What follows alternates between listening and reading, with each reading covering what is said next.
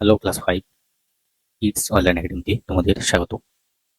আজকের ভিডিওতে তোমাদের বাংলা বইয়ের পাঠ 4 পত্র লিখি এই পাঠটি নিয়ে আলোচনা করব। পাঠের শুরুতেই তোমাদের যে আবেদনপত্রের নমুনা দেওয়া রয়েছে, এই নমুনাটি থেকে তোমরা তোমাদের স্কুলের ছুটি বা স্কুলে শারীরিক অসুস্থতার কারণে উপস্থিত হতে পারো নাই, সেই সংক্রান্ত বিষয় তোমাদের প্রধান শিক্ষক অথবা যিনি প্রধান শিক্ষকের অনুপস্থিতিতে দায়িত্ব থাকবেন তার নিকট দিয়ে তোমরা সহজেই ছুটি পেতে পারো। এটি খুব বড় একটি কাজ নয়, কয়েকটি বিষয় জানলেই তোমরা এই আবেদনপত্রটি দিতে পারবে। তো নমুনা আবেদনপত্র এটি পরেই তোমাদের নিয়ে আলোচনা করবো। তোমাদের এখন যে যেটি খুব দরকার, এটি না জানলে তোমরা একটি আবেদনপত্র লিখতে পারবে না। আর তোমরা যদি এই আবেদনপত্রের এই বিশেষ অংশটুকু জানতে পারো, তাহলে এই আবেদনপত্র তোমার কাছে খুব সহজ মনে হবে, একদম পানির মতো। এখানে আবেদনপত্র কি সেটি জানবো আগে। তো আবেদনপত্র হলো বিশেষ এক ধরনের চিঠি, কোনো দায়িত্বপ্রাপ্ত ব্যক্তি বা প্রতিষ্ঠানের কাছে আবেদনপত্র লেখা হয়। তো তোমরা এই 3 লাইন অবশ্যই ভালো করে পড়বে, যাতে তোমাদের সহজেই কেউ যদি বলে আবেদনপত্র কি বা কার কাছে লেখা যায় সেটি বলতে পারো। এরপর সাধারণত এ ধরনের পত্রে কোনো অনুরোধ জানানো হয়। আবেদনপত্র যতটুকু সম্ভব ছোট রাখতে হবে। তো এটি থেকে আমরা অনেক কিছু জানতে পারলাম। আবেদনপত্র হলো এক প্রকার চিঠি। এটি কোনো প্রতিষ্ঠানের দায়িত্বপ্রাপ্ত ব্যক্তি বা প্রতিষ্ঠানের কাছে লেখা হয়। আবেদনপত্র মানে হলো এক প্রকার অনুরোধ জানানো। তোমরা যদি প্রধান শিক্ষকের কাছে অনুরোধ না করো যে আজকে আমাদের ছুটি লাগবে, তো প্রধান শিক্ষক তোমাদের কখনোই ছুটি প্রদান করবে না। তোমরা যদি স্যারকে অনুরোধ করে বলো, স্যার আজকে আমাকে ছুটি লাগবে, দয়া করে আমাকে ছুটি দিবেন, তো অবশ্যই তোমার প্রধান শিক্ষক তোমাকে ছুটি দেবে। আর যদি বলো, স্যার আজকে আমাকে ছুটি লাগবে, তো কখনোই তোমার প্রধান শিক্ষক এভাবে তোমাকে ছুটি দিবে না। এরপর আবেদনপত্র তোমরা যতটুকু সম্ভব ছোট করবে। কিন্তু একটা লাইন রয়েছে অনেক বড়, এটি কিভাবে এই লাইনটি অর্ধেক করে আনা যায় সেটি লিখতে হবে। আরেকটি কথা, আবেদনপত্রে তোমরা শুধু মূল কাহিনী তুলে ধরবে, মূল কাহিনী ছাড়া অন্য কিছু লেখা যাবে না। তো আবেদনপত্রে এই কয়েকটি বিষয় আমাদের অবশ্যই জানতে হবে। এই কয়েকটি বিষয় না জানলে আমরা একটি সম্পূর্ণ আবেদনপত্র লিখতে পারবো না। এই কয়েকটির মধ্যে যদি একটিও মিস হয়ে যায়, তাহলে একটি সম্পূর্ণ আবেদন বা আবেদনপত্র বলে গণ্য হবে না। যতই তোমার অসুবিধা অসুস্থ হোক না কেন, প্রধান শিক্ষক তোমাকে ছুটি প্রদান করবে না। তো আমাদের প্রথমেই তারিখ বরাবর, বিষয়, সম্বোধন, বক্তব্য, অনুরোধ, এরপর নিজের পরিচয়, মোট এই 7টি বিষয় আমাদের মুখস্থ করে রাখতে হবে যদি আমরা একটি আবেদনপত্র লিখি। তোমরা আবেদনপত্রের এই নিয়মগুলো অনুসরণ করবে, তাহলে তোমাদের সম্পূর্ণ মার্ক দিবে তোমাদের স্যার। কিন্তু তোমরা যখন প্রতিষ্ঠানের কাছে লিখবে, তোমরা অবশ্যই এই এগুলো তো বসাবেই অবশ্যই। তোমরা এগুলোর মধ্যে যে বিষয়, সম্বোধন, বক্তব্য, এগুলো যে রয়েছে, এগুলো সুন্দরভাবে লিখতে হবে, সেখানে যাতে তোমাদের ভুল ভাষা শব্দ ব্যবহার না হয়। চলো এগুলো জেনে নেই। তারিখ, তারিখ যেদিন আবেদনপত্র লেখা হয় সেদিনের তারিখ। তুমি যেদিন তোমাদের আবেদনপত্রটি লিখবে, সেদিন সেই দিনের তারিখ, মাস এবং সাল অবশ্যই লিখতে হবে।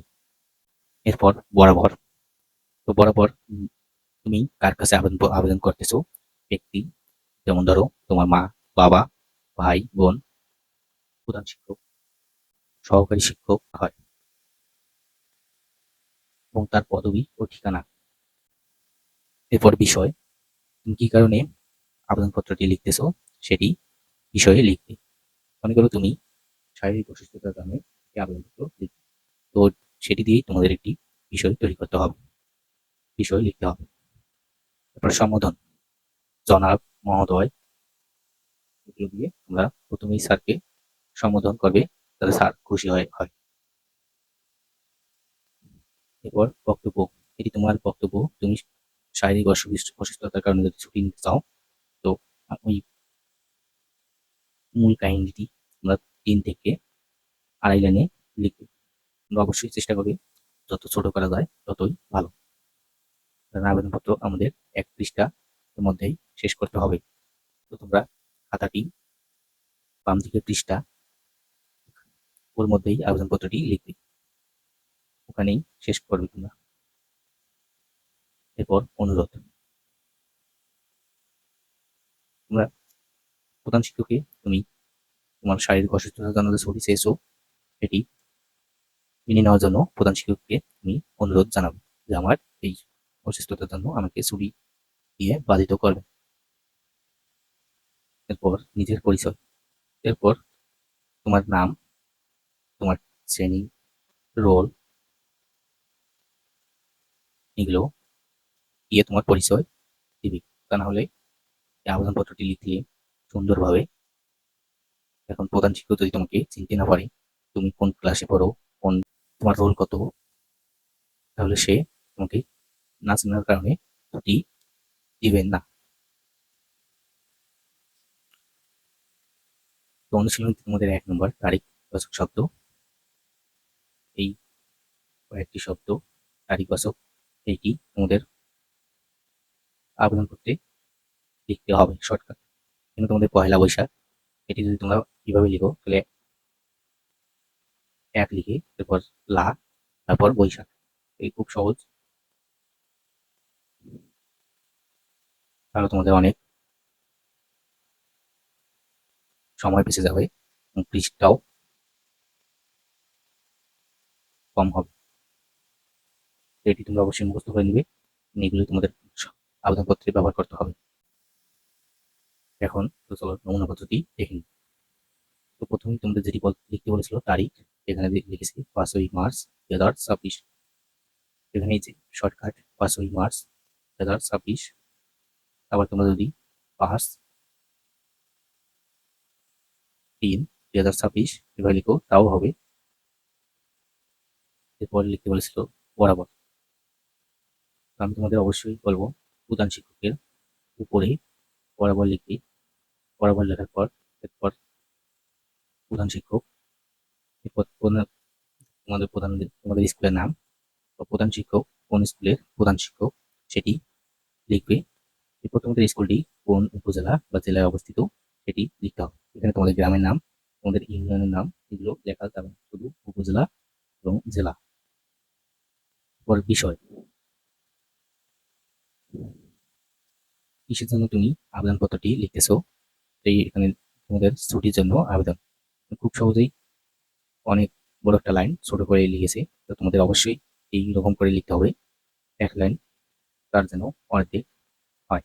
বিষয়টি তোমরা অবশ্যই ছোট লিখবে, তাহলে তোমাদের 1 লাইনের মধ্যেই হয়ে যাবে। এরপর জনাব, তুমি তোমার প্রধান শিক্ষককে সম্বোধন জানাবে জনাব। তো একটি আবেদনপত্র এরপর তোমার নিজের বক্তব্য লিখবি, সবিনয় নিবেদন এই যে, এখান থেকে তুমি সব সময় সব আবেদনপত্রই লিখবি এইটুকু, সবিনয় নিবেদন এই যে। এরপর তুমি তোমার পরিচয় দিবে, আমি আপনার বিদ্যালয়ের 5ম শ্রেণীর একজন শিক্ষার্থী। গত 4 মার্চ 2026 শারীরিক অসুস্থতার কারণে আমি বিদ্যালয়ে উপস্থিত হতে পারিনি। এখানে তোমরা পারি নাই, এটি অনেকেই দিবে, তো অনেক দেওয়া যাবে না, কারণ পারিনি এটি একটি শব্দ হয়ে গেছে, আর পারি নাই এটি যদি দাও তোমরা 2টি শব্দ ব্যবহার করতে হবে, সেখানে তোমাদের জায়গাটাও অনেক হয়ে যাবে। এই জন্য তোমরা যত শর্টকাট ব্যবহার করতে পারো ততই তোমাদের ভালো। উপরোক্ত অনুপস্থিতির দিন ছুটি প্রদানের জন্য আবেদন জানাচ্ছি, যে অনুরোধ। এরপর অতএব একদিন ছুটি মঞ্জুর করতে আপনার মর্জি হয়। পর বেতন সাবেরা মরিয়ম শ্রেণী পঞ্চম রোল নম্বর 12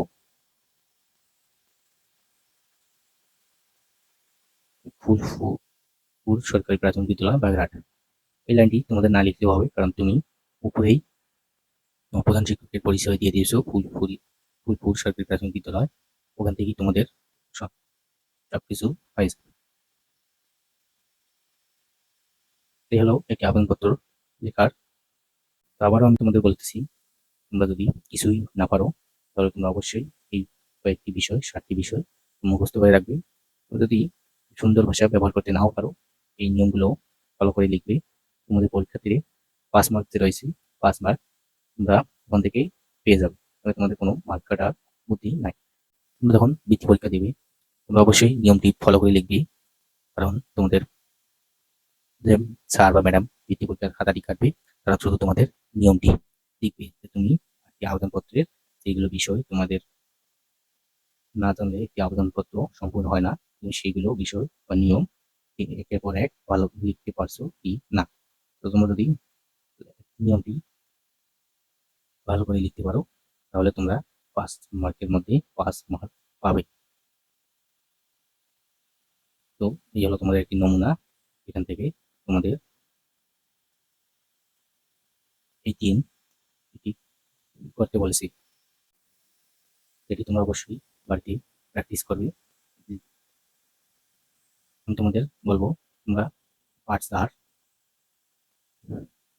এই পার্টটি তোমরা তোমাদের স্কুলের ম্যাম স্যার তোমরা যারা অনলাইনে ক্লাস করো অনেকেই, তারা এই পার্টস আর এমনভাবে আয়ত্ত করবে যাতে এখান থেকে আর কোনো ভুল না হয়, কারণ তোমাদের পরীক্ষাতে এই পার্টস আর এটা হুবহু আসবে। তোমাদের একটি আবেদনপত্র লিখতে বলবে, তো তোমাদের এই পার্টস আর থেকেই এই নিয়মগুলো ফলো করে তোমাদের ওই আবেদনপত্রটি লিখতে হবে। তো এটা তোমাদের কমন, এখান থেকে তোমাদের একটি প্রশ্ন হবেই, আবেদনপত্র হবেই। এটি লিখতে পারলে তোমাদের 5 মার্ক পেয়ে যাবে। তো এই হলো তোমাদের পার্টস আর আবেদনপত্র। তোমরা এই ভিডিওটি ভালো লাগে তাহলে অবশ্যই লাইক কমেন্ট এবং সাবস্ক্রাইব করে রাখবে, কারণ তোমাদের পরবর্তীতে বৃত্তি পরীক্ষার গুরুত্বপূর্ণ সাজেশন নিয়ে হাজির হব। তোমরা যারা এখন কিডস অনলাইন একাডেমি চ্যানেলটি সাবস্ক্রাইব করে রাখোনি, অবশ্যই সাবস্ক্রাইব করে রাখো, যাতে তোমরা খুব সহজেই এই বৃত্তি পরীক্ষার গুরুত্বপূর্ণ সাজেশন পেয়ে যাও। ধন্যবাদ।